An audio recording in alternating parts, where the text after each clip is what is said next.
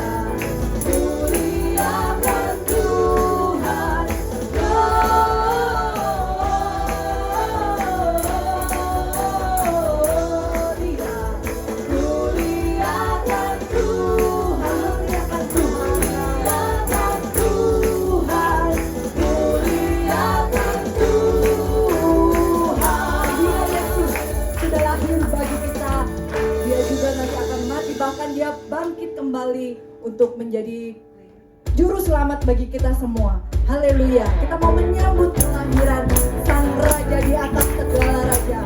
Haleluya. Puji Tuhan.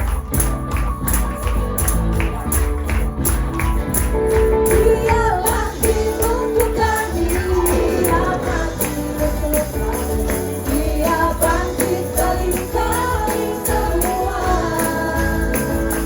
Dia itu Tuhan kami, Dia itu Allah kami, Dia Raja di atas segala raja. Dia itu firman Allah yang turun ke bumi, yang dari sama dengan manusia.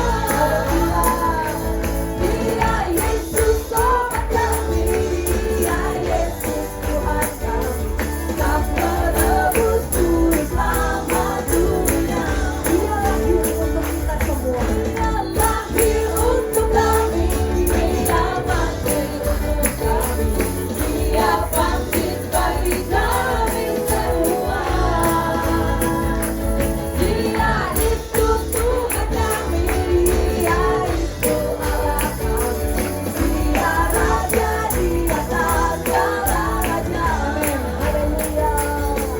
Dia itu firman Allah yang turun ke bumi, yang jadi sama dengan manusia. Dia Yesus sobat kami, Dia Yesus Tuhan kami, Sang penebus juru selamat dunia. Dia itu firman Allah, Dia itu firman Allah yang turun ke bumi, yang jadi sama dengan manusia. Dia Yesus sobat kami, Dia Yesus Tuhan kami, Sang penebus juru selamat dunia. Dia itu firman Allah yang turun ke bumi, Dia itu firman Allah yang turun ke bumi, yang jadi sama dengan manusia. Dia Yesus sobat kami, Dia Yesus Tuhan kami, Sang penebus juru selamat dunia. Sang penebus juru selamat, Sang penebus juru selamat dunia. Sang penebus, Sang penebus juru selamat dunia. Haleluya. Puji Tuhan. Silakan duduk, Bapak Ibu Saudara sekalian. Seorang anak telah lahir bagi kita, lambang pemerintahan ada di bahunya. Bahkan orang-orang menyebut Dia sebagai penasehat yang ajaib. Dia Allah yang perkasa. Haleluya. Engkau Bapa kami yang kekal. Haleluya. Terima kasih Tuhan. Haleluya. Seorang anak telah lahir untuk kita, seorang putera diberikan. Haleluya.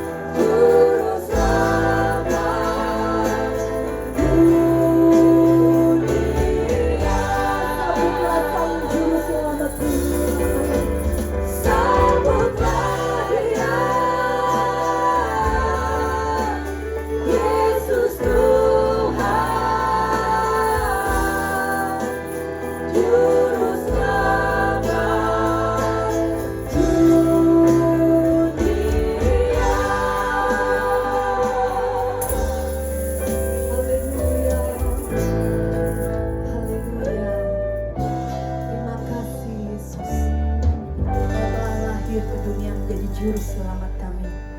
Haleluya. Kita masih mau terus meninggikan nama Tuhan, kita mau mengangkat pujian hanya di dalam namanya. Yesus, dia sumber pengharapan kita. Dia Allah yang setia, yang selalu ada bersama-sama dengan kita. Haleluya. Puji Tuhan.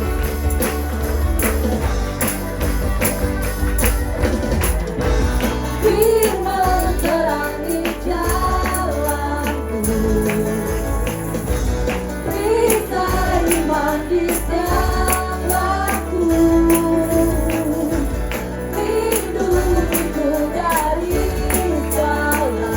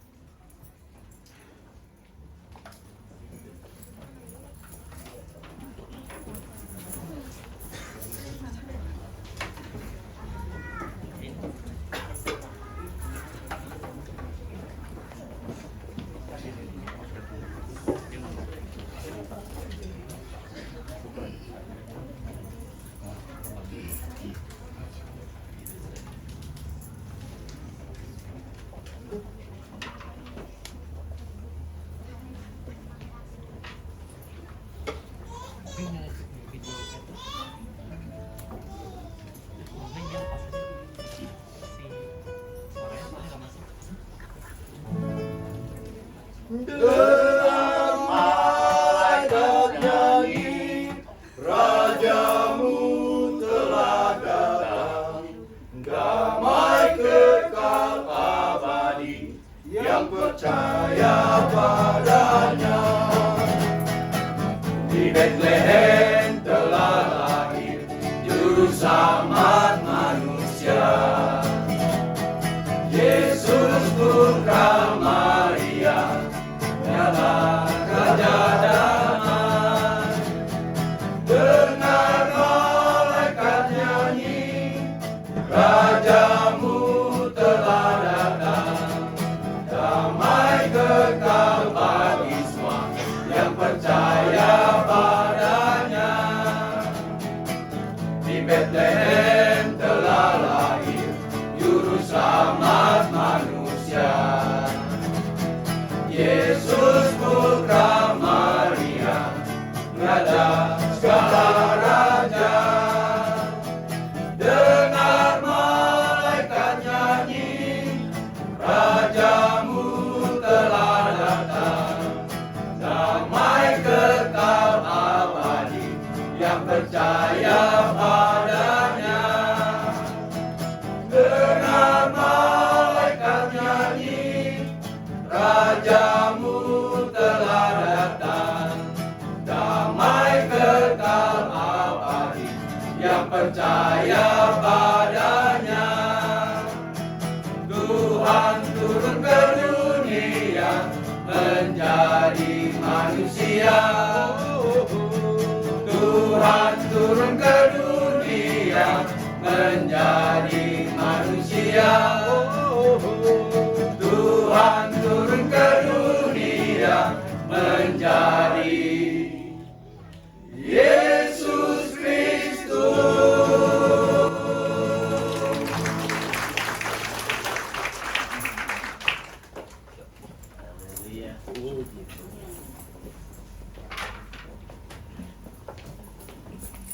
Haleluya, puji Tuhan. Pujian yang indah. Bagaimana Tuhan meninggalkan tahtanya yang mulia di surga, mau rela lahir ke dunia untuk menyelamatkan kita semua, orang-orang yang dikasihinya. Kita akan mempersiapkan hati kita, sama-sama mendengarkan firman Tuhan. Mari saya undang Bapak Ibu Saudara sekalian untuk berdiri. Kita mau menyatakan bahwa Tuhan sungguh besar kasih setianya dalam hidup kita. Dia Tuhan yang selalu menepati setiap janjinya dalam hidup kita. Haleluya, karena itu kita mau menjadi orang-orang yang tetap percaya pada setiap janji-janji Tuhan. Haleluya, terima kasih Yesus.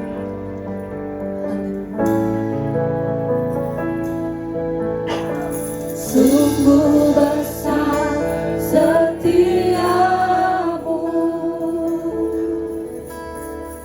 Kau nyatakan bagiku.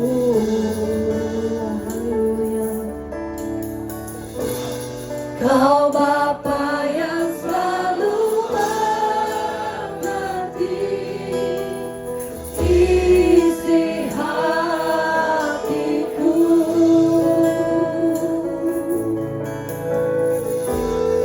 Kemuliaan-Mu Kau janjikan.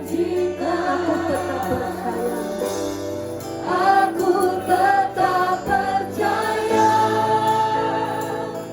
Ku percaya janji-Mu ajaib, terukir dalam kehidupanku.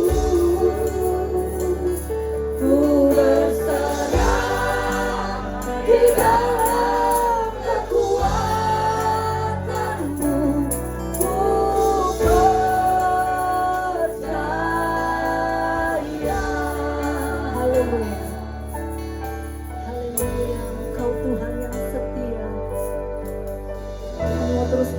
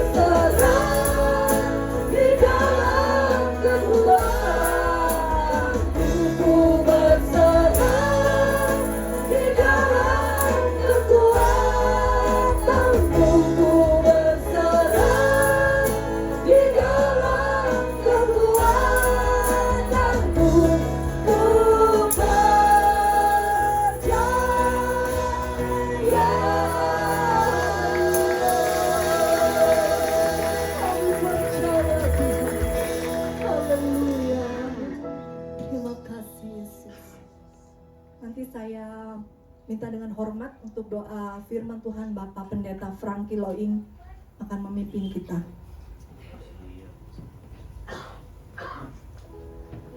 Haleluya, haleluya.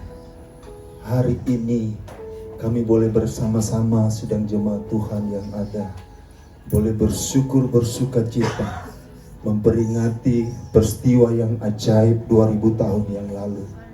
Allah yang oleh firman-Nya menjadi manusia. Dan ada begitu banyak hal mujizat-mujizat terjadi karena perbuatan Allah yang ajaib. Kuasa firman boleh terjadi. Orang-orang yang dalam ketakutan boleh dihiburkan, boleh dikuatkan, boleh mengalami pengharapan yang baru. Dan kami percaya hari ini pun keajaiban Natal itu boleh terjadi lewat kebenaran firman Allah yang akan disampaikan oleh hamba-Mu yang Engkau percayakan bagi kami malam hari ini untuk memberi pesan Natal bagi kami. Dan kami percaya itulah firman yang hidup, firman yang berkuasa. Sebab itu Tuhan, sebelum kami dengar firman-Mu, mari Tuhan, setiap kami yang sudah hadir malam hari ini, kami sediakan hati kami. Kami terbuka untuk firman-Mu. Apa yang disampaikan, kami percaya itu berita yang terbaik bagi kami. Pesan Natal yang terindah bagi kami. Dan kami percaya ketika kami terima firman-Mu, yang susah dihiburkan, yang lemah dikuatkan, yang sedang alami masalah persoalan, hari ini mengalami jawaban, kemenangan, pertolongan Tuhan yang ajaib. Terima kasih Tuhan. Kami siap sedia dengar firman-Mu. Dalam nama Tuhan Yesus. Haleluya. Amin.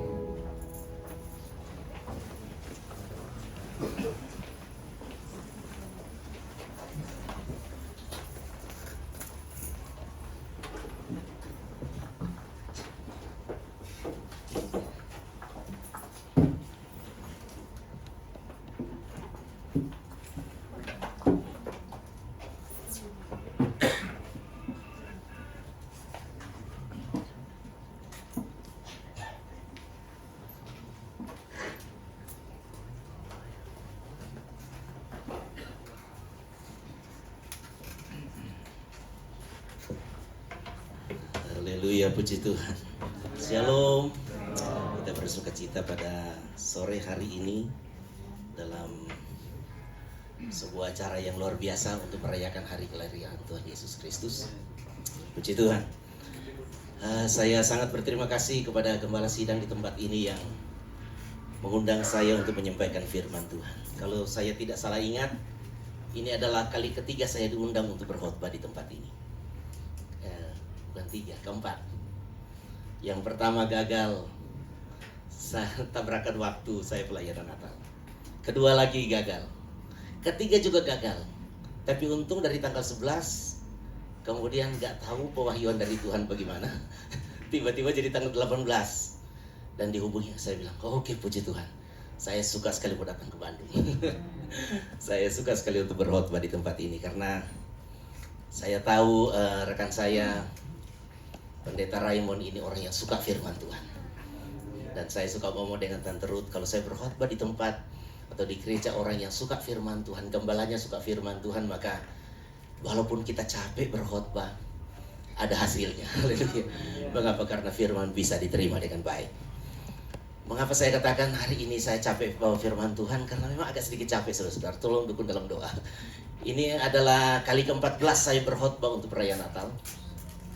Jadi hari ini hari yang ke-14, dan untuk hari ini khotbah yang ketiga.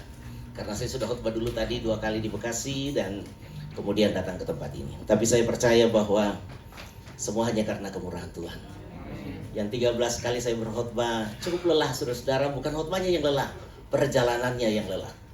Jadi saya mesti ke pulau, lewat satu pulau lagi yang lain, naik speedboat, naik kapal, naik pesawat. Terakhir dari Kalimantan Timur, saya bilang, aduh, ini di Kalimantan Timur Tuhan taruh banyak kekayaan. Cuma satu kelemahan dari Tuhan di Kalimantan Timur. Pas Dia ciptakan Kalimantan, lupa disetrika, saudara-saudara. Nah, kalau saudara datang ke Kalimantan Timur, nggak ada gunung tinggi di sana. Tetapi bukit itu nggak pernah berhenti dari perjalanan satu kota ke kota yang lain. Begitu terus jalannya, naik turun, naik turun, naik turun, belok kiri, belok kanan. Ya selama 2 jam, 3 jam pegal juga saudara-saudara. Haleluya. Tapi saya percaya semua karena kebaikan Tuhan. Tadi saya ketawa-ketawa pas duduk di depan sini karena apa? Karena melihat panggungnya. Ada panggung 3 kan di depan kita ini. Saya jadi ingat ketika saya pengerja dulu. Saya pengerja di GPD Sahabat Allah Jakarta. Dan saya pegang sebuah pelayanan cabang di Tanjung Duren.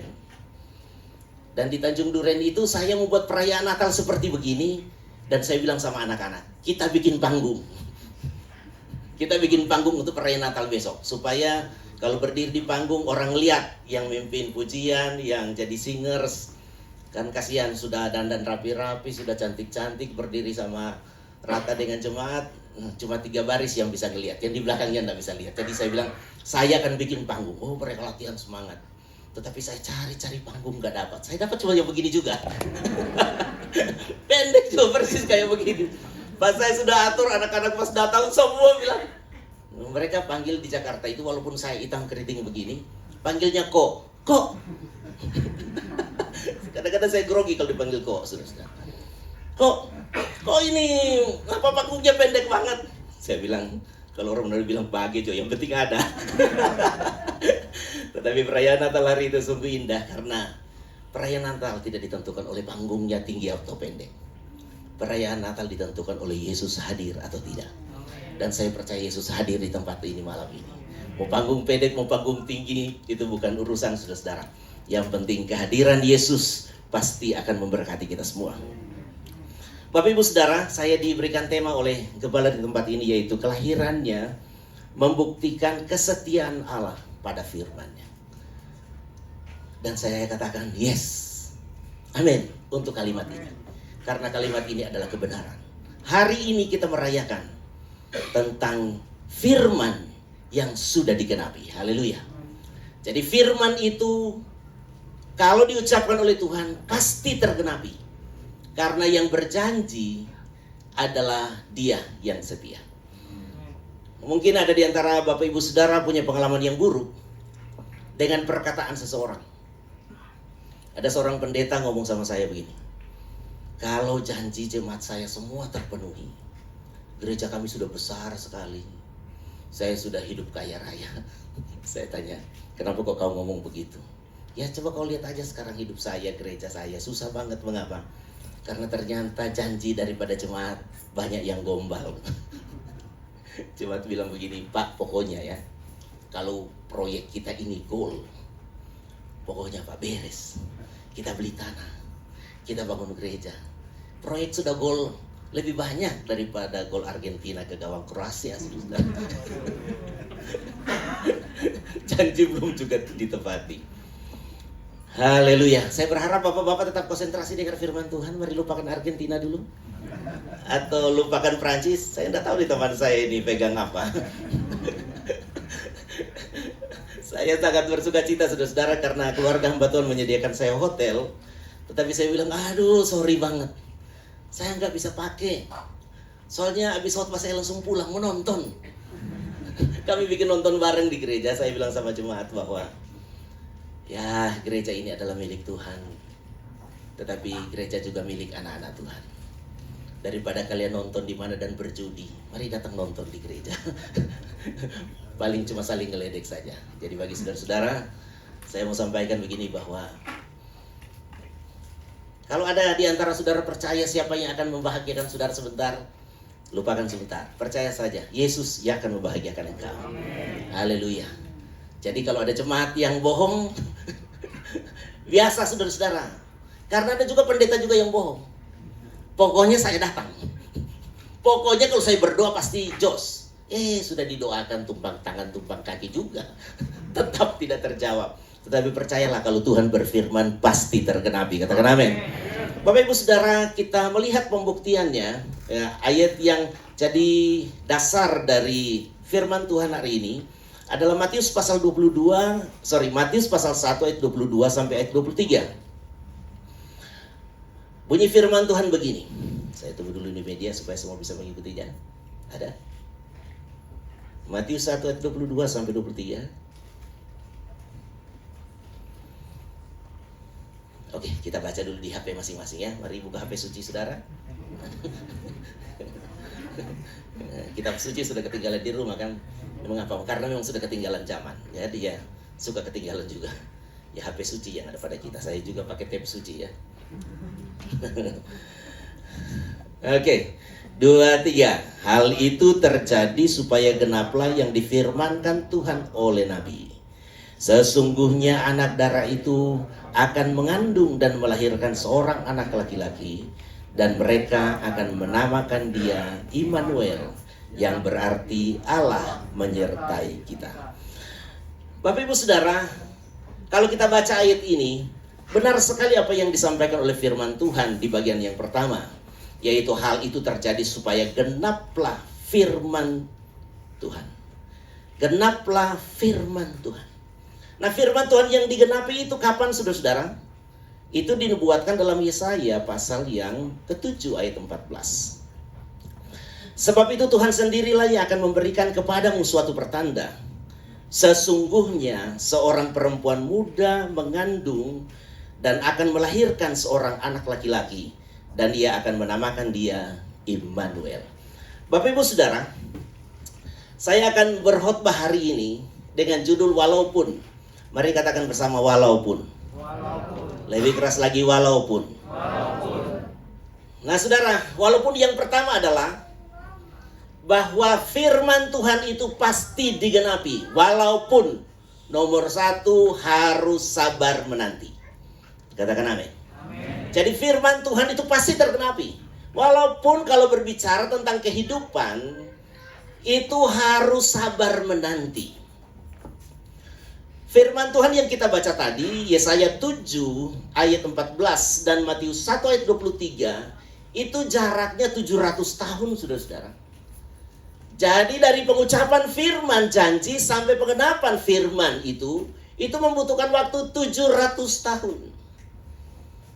Tetapi saudara yang terkasih, kita sabarlah menanti. Karena kalau Tuhan sudah berfirman, walaupun membutuhkan waktu, pasti tergenapi. Katakan amin. Saya juga begitu, saudara-saudara, dalam pengalaman hidup saya. Dalam pengalaman hidup saya. Saya ini berbahagia karena saya pegang firman Tuhan. Dan firman Tuhan itu ternyata betul pasti tergenapi. Seperti di dalam Injil Lukas pasal 1 ayat 45 dikatakan begini. Dan berbahagialah ia yang telah percaya, sebab apa yang dikatakan kepadanya dari Tuhan akan terlaksana. Ini di Natal kita ini memperingati akan prinsip ini, saudara-saudara. Bahwa apa yang dikatakan oleh Tuhan itu pasti akan terlaksana. Dan itulah yang akan membuat kita berbahagia. Hari ini saudara-saudara, saya sudah membuktikan bahwa apa yang saya pegang dalam firman Tuhan itu terlaksana dan membahagiakan saya. Saya punya kisah hidup, saudara-saudara. Saya ini orang kampung, saudara-saudara. Saya orang Sangir, turunan Sangir, tetapi lahir di Kepulauan Talaut.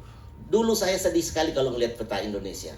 Mengapa? Karena kampung saya, bukan kampung saya, daerah saya itu kalau di peta Indonesia zaman dulu itu cuma titik. Cuma titik, saudara-saudara. Ada titik di tengah lautan.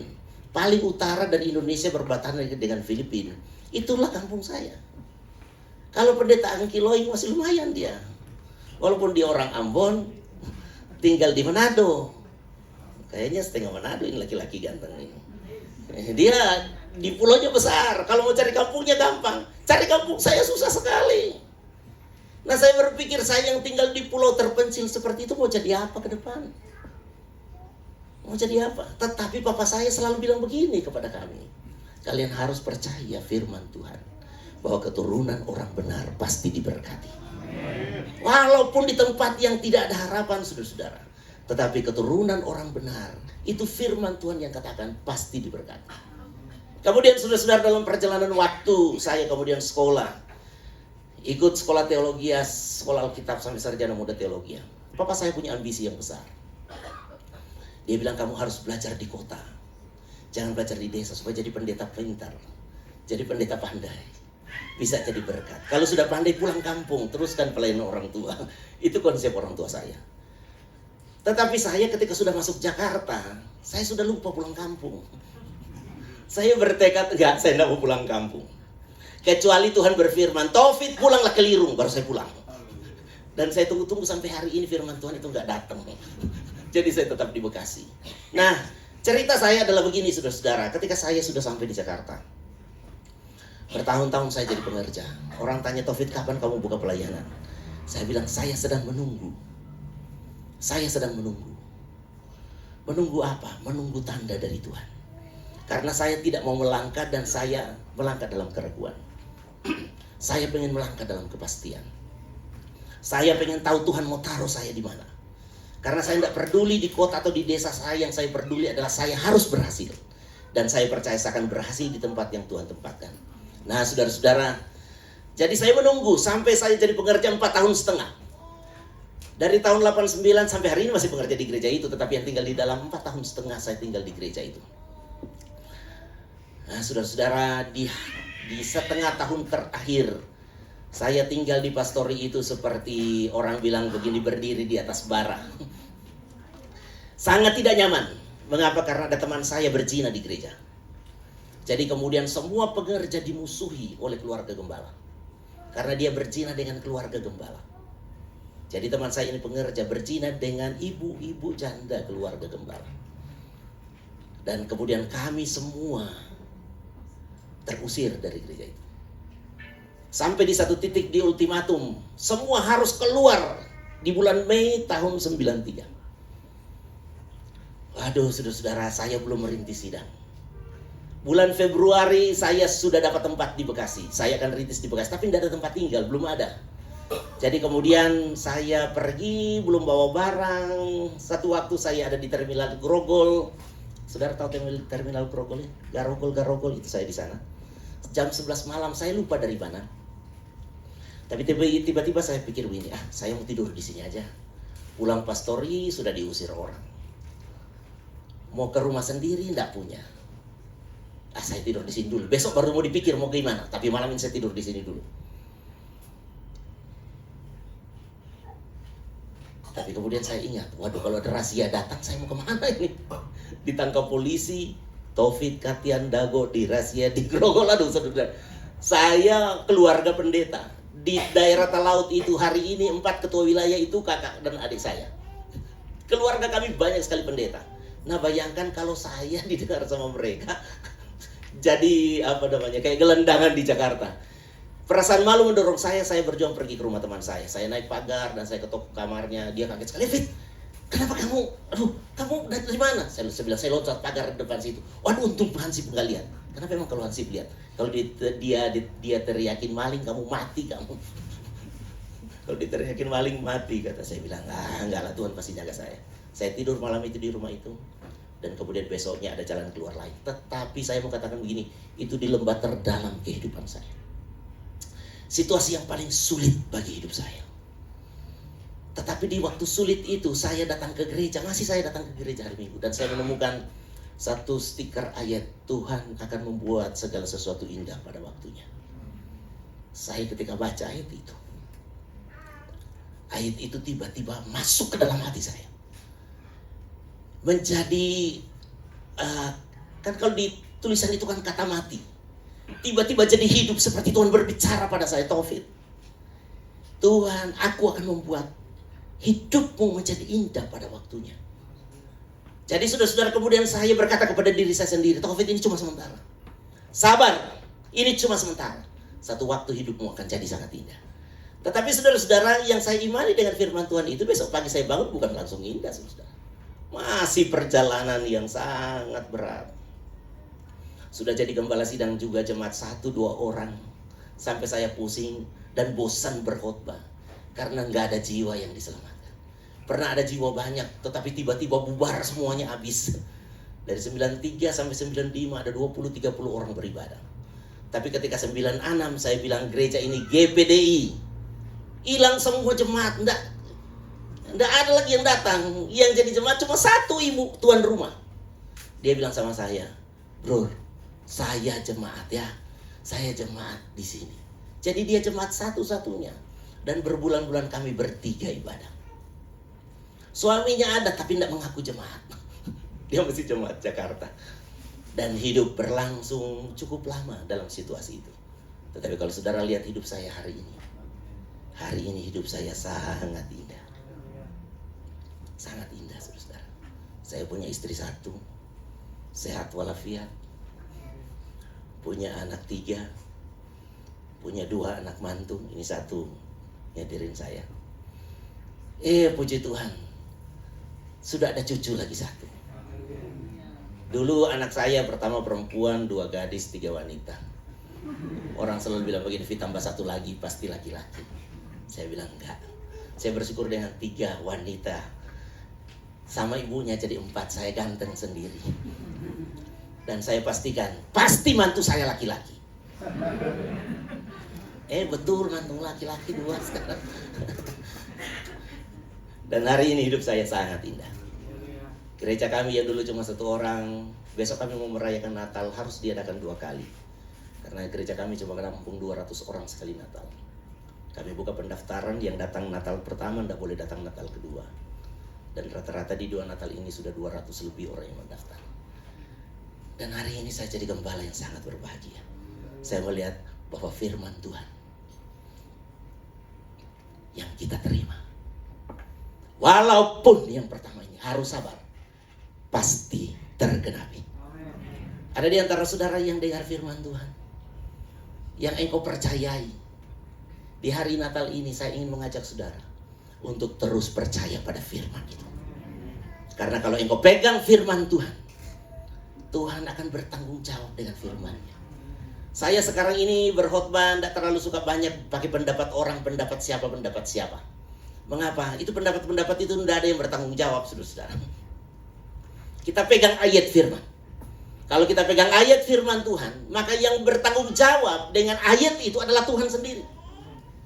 Jadi saya pegang ayat firman, saya tidak terlalu banyak pegang ayat firman Tuhan, saudara-saudara. Yang kedua yang saya pegang ayat firman Tuhan itu adalah Tuhan Yesus pegang kunci Daud. Kalau dia membuka, tidak ada yang dapat menutup. Kalau dia menutup, tidak ada yang dapat membuka. 2 ayat ini adalah 2 ayat superior bagi saya. Itu sebabnya nama gereja kami GPD Philadelphia. Itu bukan Philadelphia artinya kasih persaudaraan, bukan. Tetapi Yesus pegang kunci kehidupan. Yesus pegang kunci Daud.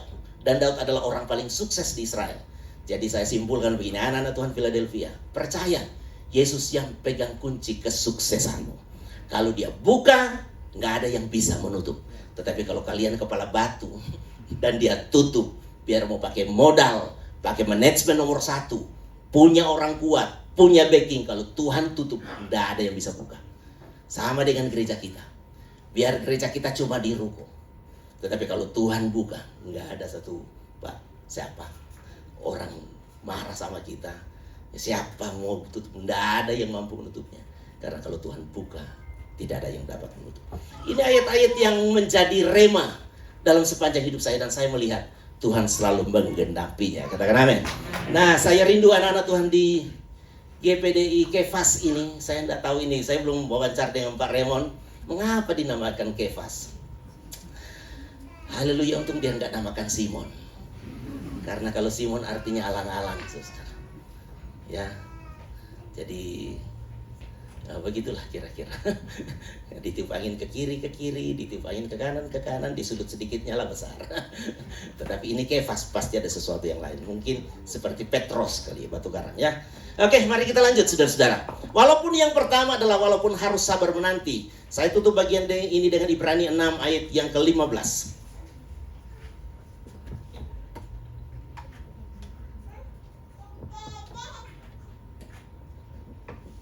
Ibrani pasal 6 ayat yang ke-15 berkata begini.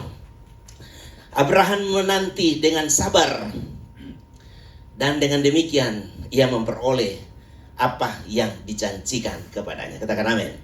Jadi saudara, ketika engkau bersabar, engkau pasti juga akan menikmati penggenapan janji itu. Yang kedua, firman Tuhan itu pasti tergenapi walaupun harus ada persiapan.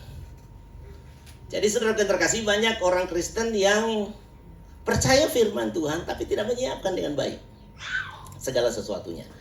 Saudara, kalau kita baca di dalam firman Tuhan, itu dikatakan begini, sebab itu Tuhan sendirilah yang akan memberikan kepadamu suatu pertanda. Sesungguhnya apa saudara-saudara? Seorang perempuan muda,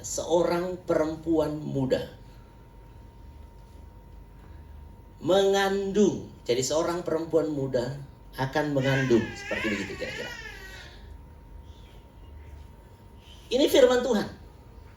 Jadi untuk melahirkan Tuhan bilang begini, harus ada seorang perempuan muda. Walaupun seorang perempuan tua boleh juga. Ya, perempuan tua boleh. Perempuan apa ya, kalau bayi kayaknya anak-anak susah. Seorang perempuan muda. Artinya apa saudara-saudara? Artinya Tuhan itu kadang-kadang terhambat menghadapi firman dalam hidup kita anak-anak Tuhan. Karena kita tidak mempersiapkan dengan baik.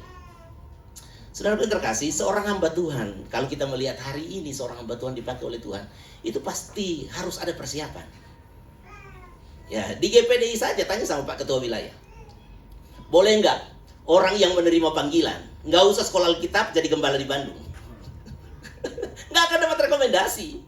Biar dia puasa 40 hari. Biar dia percaya banget, saya sudah dengar tadi malam Tuhan berfirman, Joni, engkau aku panggil jadi gembala di Bandung. Dia nggak pernah kan jadi gembala kalau dia nggak sekolah Alkitab. Serius, saudara. Walaupun firman Tuhan itu ajaib, untuk tergenapi harus ada persiapan. Kalau nggak siap, justru penggenapan firman itu bisa jadi bumerang. Saya punya teman petani duren di Poso. Dia cerita sama saya begini.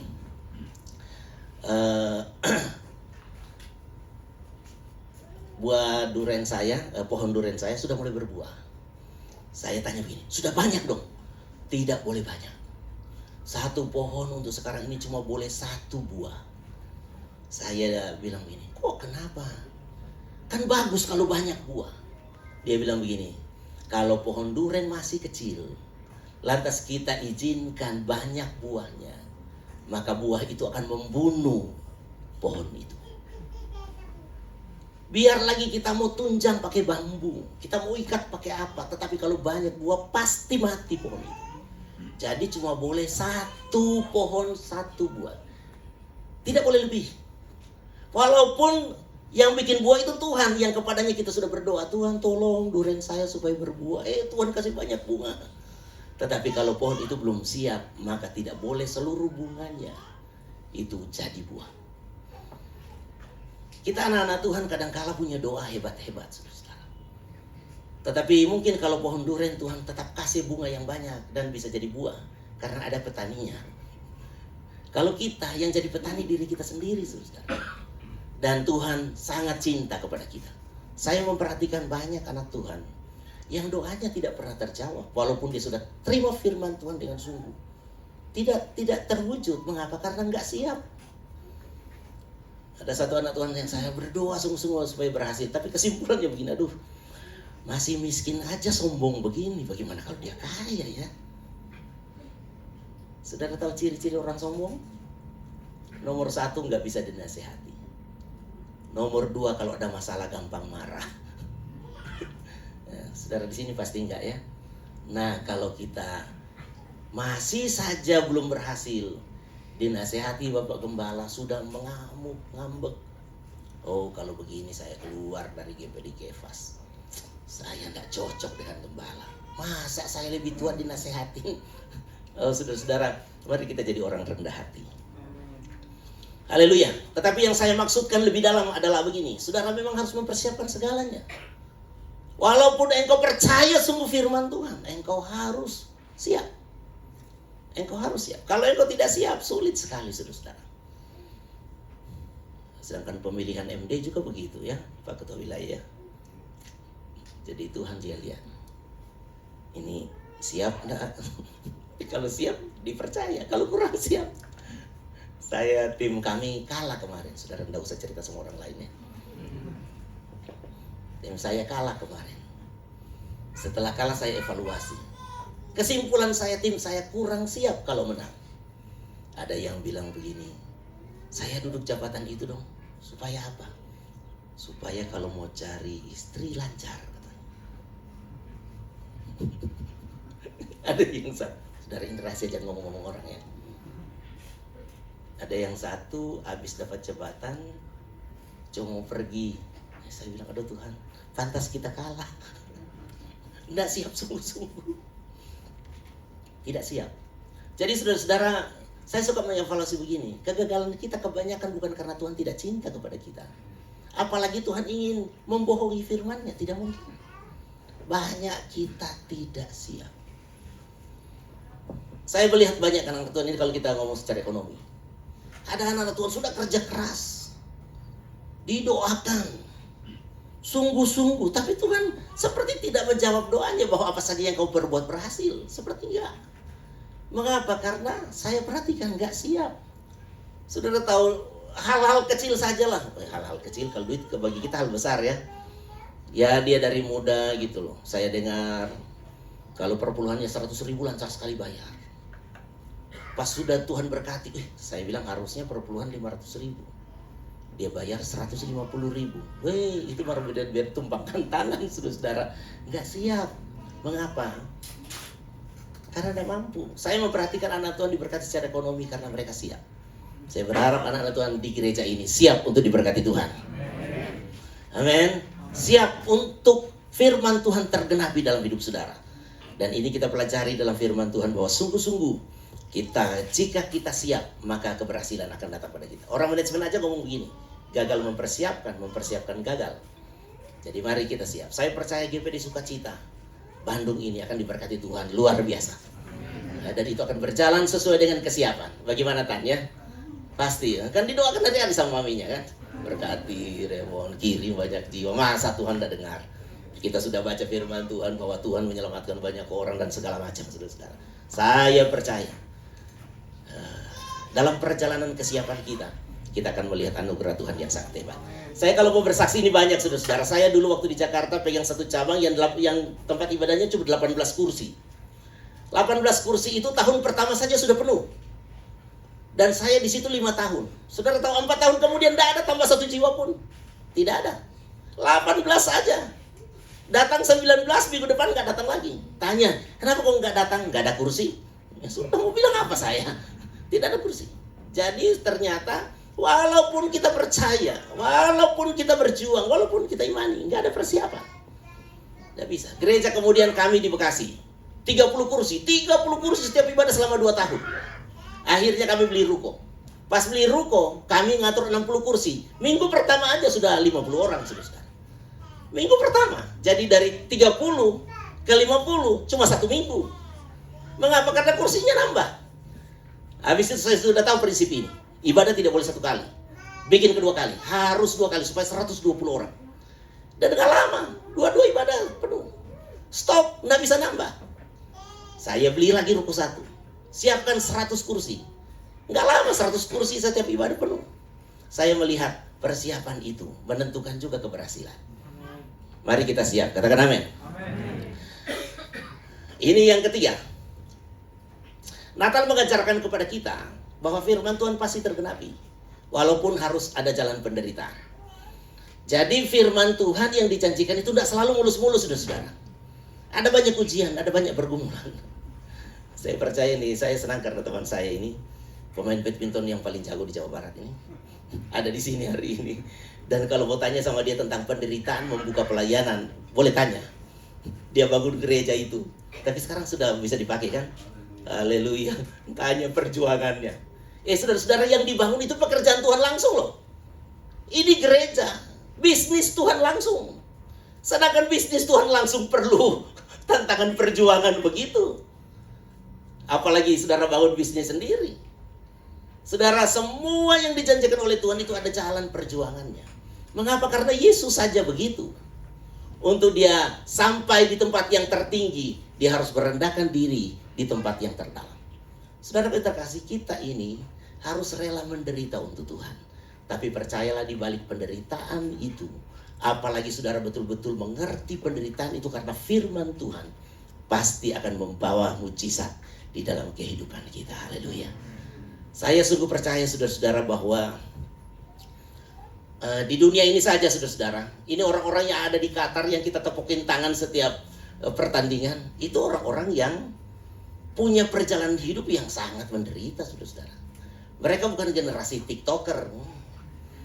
Mereka bukan orang yang berolahraga cuma dengan jari saja, saudara. Mereka olahraga dengan seluruh badannya.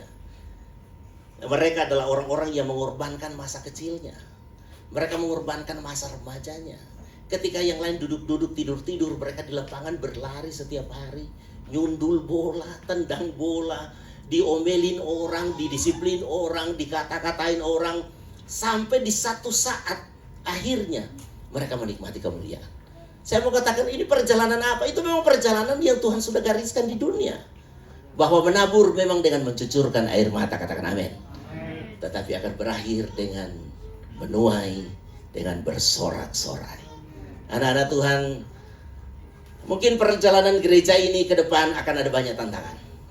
Saya tidak tahu visi dari gembala, ibu gembala mau bangun seperti apa gereja ini.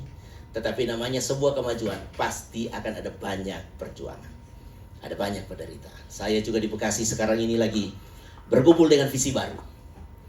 Saya bilang gereja kita akan maju lebih pesat lagi kalau kita punya gereja resmi. Kalau gereja kita di ruko terus susah mau maju. Karena nggak bisa pasang merek. Saya pengen pasang merek gereja. Supaya orang lebih mudah untuk menemukan gereja. Jiwa-jiwa yang butuh dilayani itu gampang terlayani. Karena kalau ada satu orang baru berarti ada klaster baru untuk dijangkau. Kalau orang lama-lama nggak ada klaster baru. Saya butuh orang baru. Dan orang baru itu bisa mungkin orang dari luar kota, mungkin ada siapa. Yang tiba, oh di sini ada gereja, saya mau masuk. Dan ketika kita selidiki klasternya, kita akan ketemu beberapa orang di sana dan akan ada rombongan masuk gereja lagi. Nah, saya salah satu strategi itu. Itu sebabnya kami lagi bergumul. Kalau soal nyaman sekarang kami nyaman betul.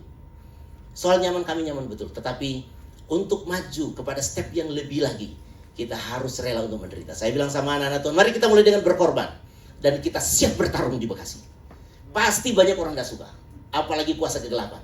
Tetapi kalau kita rela berkorban, kita akan melihat satu waktu kita jadi pemenang. Karena Alkitab berkata apa saja yang diperbuat pasti berhasil. Haleluya. Saya bilang sama jemaat, kita jangan cari tanah kecil. Kita beli 1000 meter minimal. Ya pas saya dengar harganya, hampir gugup saya sebenarnya. Tanah yang paling murah. Dia bilang sama, Om, yang paling murah di situ 1000 meter 6 miliar. Nggak bisa kurang. Tapi saya bilang mari kita bertarung. Haleluya. Saya percaya di balik perjuangan yang membuat kita menderita akan ada sukacita kemuliaan di sana. Kita belajar dari Maria. Maria hari ini adalah pribadi yang sangat luar biasa. Saudara bayangkan berapa banyak nama Maria yang dipakai oleh perempuan hari ini. Berapa banyak yayasan dibangun untuk mengagungkan namanya. Berapa banyak lagu yang diciptakan untuk menghormati si Ave Maria itu, saudara. Saudara-saudara, berapa banyak kali saudara mendengar setiap tahun orang berkhotbah tentang Maria. Berapa banyak gedung yang dibangun untuk Maria itu, saudara-saudara. Luar biasa, tidak bisa dihitung. Kalau saya tanya saudara-saudara bikin data tentang itu, kita semua akan bingung menjawab seperti apa. Dan saudaraku yang terkasih, mengapa itu semua terjadi? Karena Maria mendengar firman Tuhan, mempercayai sekalipun dia harus bayar dengan penderitaan. Hamil di luar nikah, dia rela dilecehkan orang, rela diceraikan oleh calon suaminya. Tetapi demi firman Tuhan, dia rela untuk menderita. Bapak ibu saudara, banyak anak-anak Tuhan yang ketika dengar firman Tuhan tidak suka, saudara-saudara, apalagi kalau firman Tuhannya keras, menyinggung perasaan dan lain sebagainya, saudara-saudara. Padahal saudara-saudara, justru firman Tuhan yang membuat engkau menderita itulah yang memberkati. Dalam perjalanan kerohanian saya, saya kadang-kadang khotbah terlalu asik jadi lupa waktu ya. Jadi kalau sudah waktunya tinggal angkat tangan, saya langsung stop. Saya lupa soalnya lihat jam berapa tadi saya mulai. Oke. Saya pengalaman begini, dalam mendengarkan firman Tuhan. Semua firman Tuhan yang manis yang tidak menegur saya tidak bawa efek. Tetapi semua firman Tuhan yang menyinggung perasaan saya, yang menemplak saya, yang setengah mati saya mau terima, itu belum melaksanakan, belum, baru dengar saja. Dan sudah membuat saya nggak nyaman. Ketika saya menguatkan hati untuk menerimanya, maka firman itu mengubahkan hidup saya. Dulu ketika saya masih muda, saya punya prinsip begini, Tuhan, soal jumlah jiwa saya tidak peduli.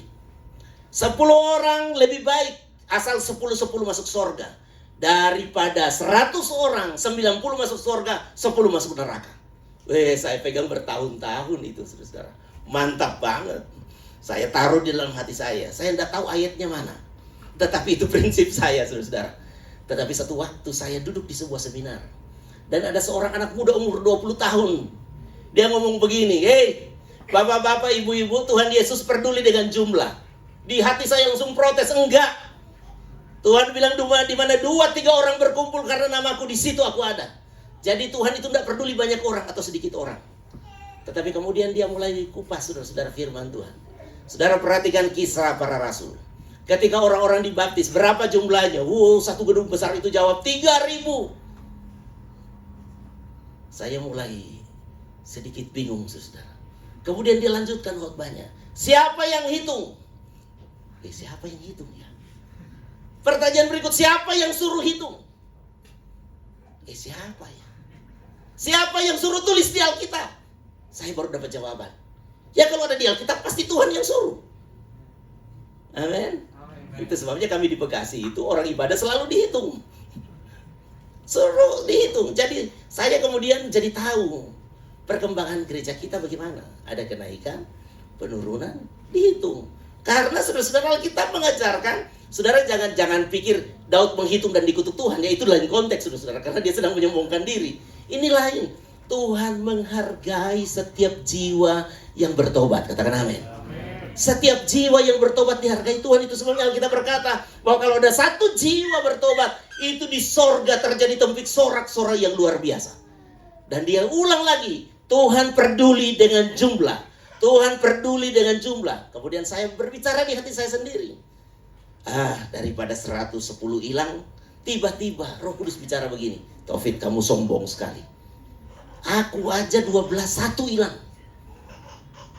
Tuhan Yesus kan 12-1 hilang kan? Kamu mau lebih hebat dari aku. Soal hilang dan tidak hilang bukan urusan kamu. Itu adalah urusan orang yang hilang itu dan aku. Kamu tugasnya hanya menjangkau jiwa, beritakan Injil, gembalakan jiwa-jiwa. Dan rindulah banyak orang diselamatkan. Kemudian saya ingat, ya kalau saya mau baca ayat perjamuan kudus, darah Yesus tertumpah untuk menebus dosa banyak orang. Saudara-saudara, dan firman Tuhan itu bikin saya sangat tersinggung pertama. Tetapi justru firman yang menyinggung perasaan saya mengubahkan hidup saya. Saya dari 10 cita-cita saya tulis kemudian sama jemaat kita punya visi 500 jiwa di Bekasi. Pada waktu itu cuma 30, tetapi hari ini kami mungkin sudah di atas 500 jiwa di Bekasi. Saya melihat Tuhan itu menggenapi apa yang dia firmankan kepada saya. Jadi kalau saudara-saudara dengar firman Tuhan dan tersinggung, mari terima dengan iman. Katakan amin. Melaksanakan yang kau menderita, perjuangkan. Saya percaya semua tidak sia-sia. Yang terakhir, saudara-saudara. Yang terakhir, firman Tuhan pasti tergenapi. Firman Tuhan pasti digenapi oleh Tuhan. Walaupun, ini walaupun yang terakhir, walaupun gak cocok dengan logika. Nah banyak kita kalau dengar firman Tuhan, kalau cocok logika oke. Kalau nggak cocok logika kita tolak. Saudara, rugi jadi anak Tuhan seperti itu. Mari terima firman Tuhan sekalipun tidak masuk akal. Katakan amin. Tuhan malaikat berkata kepada Maria, Maria, kamu akan hamil. Bagaimana mungkin? Saya kan masih perawan. Saya tidak bersuami. Roh Kudus akan menaungi engkau. Dan kamu akan hamil. Masuk akal apa enggak, saudara? Itu kata pneuma. Itu di dalam bahasa Indonesia terjemahan juga angin. Jadi kayak malaikat bilang kamu akan dilingkupi angin dan kamu akan masuk angin dan kamu akan hamil. Di sini kira-kira cewek percaya nggak? Apalagi bapak-bapak pasti nggak percaya. Kalau saudara punya anak perempuan dan satu waktu anakmu bilang sama engkau, Pak, aku hamil. Siapa yang bikin hamil? Saya masuk angin, Pak. Masa masuk angin? Tapi ini angin kudus. Siapa yang mau percaya, saudara? Masuk angin bikin hamil.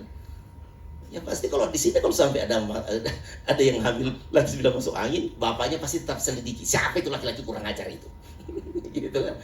Tetapi Maria, walaupun tidak masuk akal, tetapi dia tetap percaya. Dia tetap percaya. Jadi kalau saudara-saudara mau jadi anak Tuhan yang baik, walaupun firman Tuhan gak masuk akal, terimalah dengan iman. Terimalah dengan iman. Terimalah dengan iman. maka kita akan melihat mujizat. Saya kasih contoh paling akhir. Di dalam Lukas pasal yang kelima ayat yang kelima, Petrus berkata begini kepada Tuhan Yesus, "Guru, telah sepanjang malam kami bekerja keras dan kami tidak menangkap apa-apa." Ini respon dari Petrus ketika disuruh menjala ikan. "Telah sepanjang malam kami bekerja keras dan kami tidak menangkap apa-apa." Tetapi Petrus berkata begini, "Tetapi karena engkau menyuruhnya, aku akan menebarkan jala juga." Saudara perhatikan latar belakangnya. Petrus nelayan, Yesus anak tukang kayu. Kalau sesama nelayan saling menasihati masuk akal. Ini tukang kayu nasihati nelayan soal menjala ikan.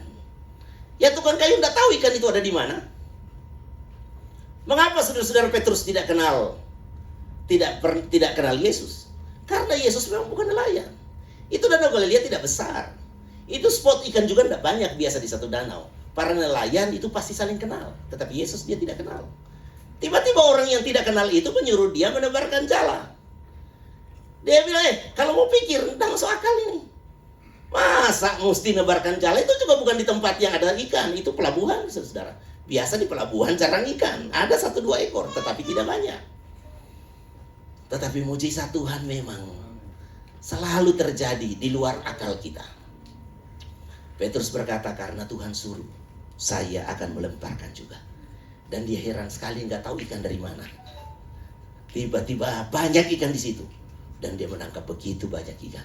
Saya sungguh berharap Bapak Ibu Saudara di tahun yang akan datang ini, saudara lebih percaya firman Tuhan dari berita-berita lain. Katakan amin. Kan kita dengar banyak berita lain. Sri Mulyani, Presiden, berkata itu bukan kebohongan. Itu bukan kebohongan. Tentang kesulitan krisis ekonomi di tahun akan datang. Tetapi saudara ada di perayaan Natal hari ini. Saya berharap saudara lebih percaya Tuhan. Katakan amin. Bahwa dia adalah gembala yang baik. Orang yang sukakan firman Tuhan, dia bagaikan pohon yang tertanam di tepi aliran air. Panas terik boleh datang, tetapi percayalah, orang yang tertanam dalam firman Allah, dia akan tetap hijau daunnya. Akan tetap menghasilkan buah. Tahun depan percaya, saudara punya bisnis, saudara punya pekerjaan, akan terus berjalan dengan baik. Gereja akan terus berjalan dengan baik. Mengapa? Karena kita punya firman Tuhan. Kita punya Alkitab. Kita percaya musim boleh berganti. Kasih Tuhan tetap abadi untuk kita semua. Mari kita bangkit berdiri, kita nyanyikan pujian.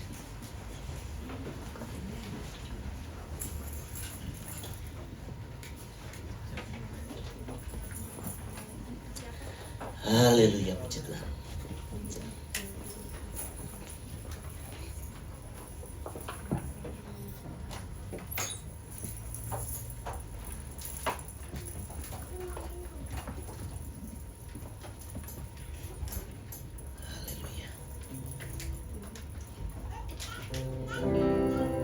Musim akan selalu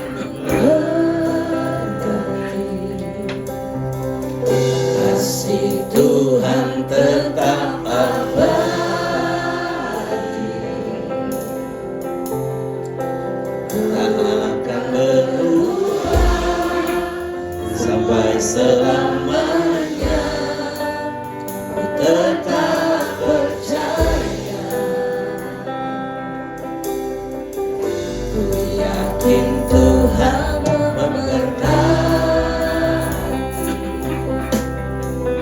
ku yakin Tuhan melindungi,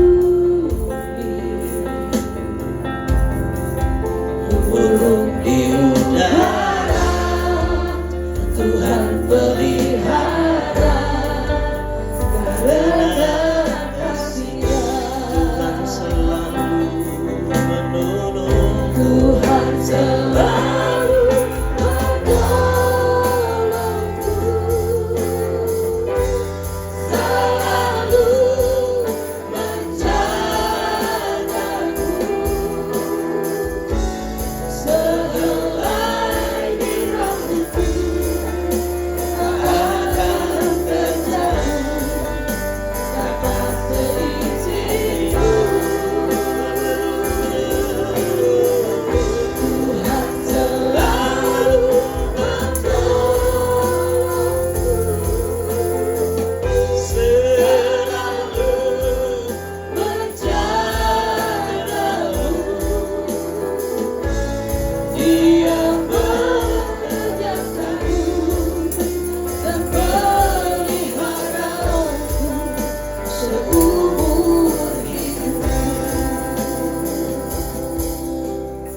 Saudara yang terkasih, saya sungguh percaya bahwa tema Natal yang kita sudah dengar dihotbahkan hari ini bukan hanya sebuah perhiasan Natal atau hal yang harus ada di Natal, yang kalau tidak cuma nggak enak saja. Tidak, saya percaya ini adalah serius dari Tuhan, bahwa di hari Natal ini Tuhan mau agar supaya kita kembali percaya akan firman Tuhan. Karena Natal membuktikan kesetiaan Allah pada firman-Nya. Mari percayalah, saudara tertariklah dengan firman Tuhan. Saya memperhatikan anak-anak Tuhan yang serius dengan firman Tuhan, pengalaman mujizat sangat banyak dalam hidup mereka. Sebaliknya orang yang tidak peduli dengan firman Tuhan, mereka tidak mengalami apa-apa. Mengapa? Karena semua mujizat berdiri di atas firman Tuhan. Jadi saya rindu pada hari ini saudara-saudara, engkau merenungkan lebih dalam akan firman Tuhan. Kalau ada di antara saudara orang Kristen lama dan engkau punya pengalaman kurang dengan firman Tuhan, hari ini saudara ditantang, percayai firman Tuhan. Tetap pegang firman Tuhan. Sekalipun butuh waktu, itu pasti akan tergenapi. Haleluya, mari siap-siap untuk penggenapan itu. Apa yang sedang engkau doakan? Ada sebuah ungkapan begini, doakan apa yang engkau kerjakan. Kerjakan apa yang engkau doakan. Haleluya, kalau engkau punya sesuatu yang sedang engkau perjuangkan karena engkau percaya pada firman Tuhan, mari persiapkan dengan baik segalanya. Percayalah, kadang-kadang orang berkata begini, saya sedang menunggu Tuhan. Saudara-saudara, kadang-kadang terbalik, Tuhan sudah capek menunggu Anda. Doamu sudah didengar, imanmu sudah dilihat, penggenapannya sudah sangat dekat, tetapi engkau belum siap-siap, saudara. Mari persiapkan segalanya, haleluya. Persiapkan segalanya. Satu waktu saya dinubuatkan oleh seorang hamba Tuhan. Dia berkata begini, jawaban dari semua doamu itu sudah ada. Kapan terpenuhi? Ketika engkau taat pada firman Allah. Tinggalkan hidup lamamu, jadilah baru. Dan ketika saya bertobat sungguh-sungguh, maka saya melihat mujizat segera terjadi. Bapak ibu saudara, siapkanlah dirimu untuk jawaban itu. Haleluya, terus bertekun. Sekalipun untuk itu ada penderitaan, jangan tawar hati. Sekalipun firman Tuhan gak masuk akal, percaya saja. Bagi Tuhan tidak ada perkara yang mustahil. Musim boleh berganti, percaya kasih Tuhan tetap abadi. Jangan takut, jangan khawatir.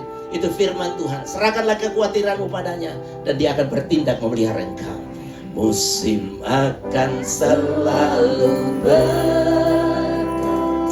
Haleluya, kasih Tuhan tetap abadi.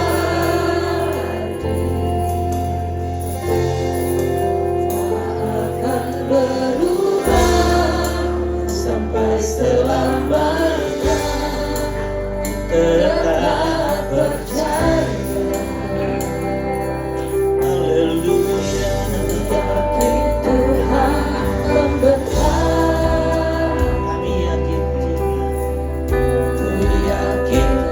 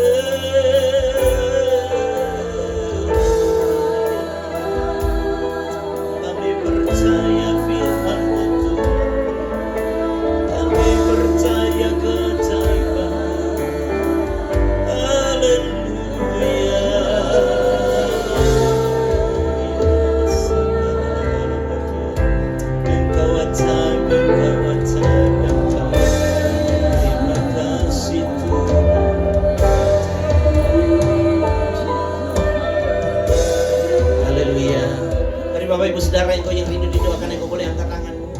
Saudara yang rindu firman Tuhan tergenapi dalam hidup saudara. Saudara yang rindu mengalami mujizat melalui firman Tuhan, engkau boleh angkat tanganmu dan saya berdoa bagi saudara. Bapak, lihatlah tangan-tangan yang terangkat pada sore hari ini. Kami adalah pribadi-pribadi yang terbukakan firman Tuhan. Kami sungguh percaya bahwa engkau tidak pernah berdusta. Firman Tuhan bukan hoax. Firman Tuhan bukan janji-janji palsu. Firman Tuhan adalah kebenaran. Dan hidup kami tergantung pada firman-Mu Tuhan. Kami tahu dunia diciptakan karena firman Allah. Orang yang sukakan firman Tuhan dijanjikan oleh firman Tuhan sendiri. Apa saja yang diperbuatnya pasti berhasil. Kami percaya jaminan-jaminan luar biasa dari firman Tuhan.